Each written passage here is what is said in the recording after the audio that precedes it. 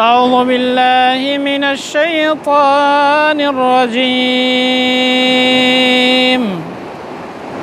عسى ربكم أن يرحمكم وإن عدتم عدنا وجعلنا جهنم للكافرين حصيرا.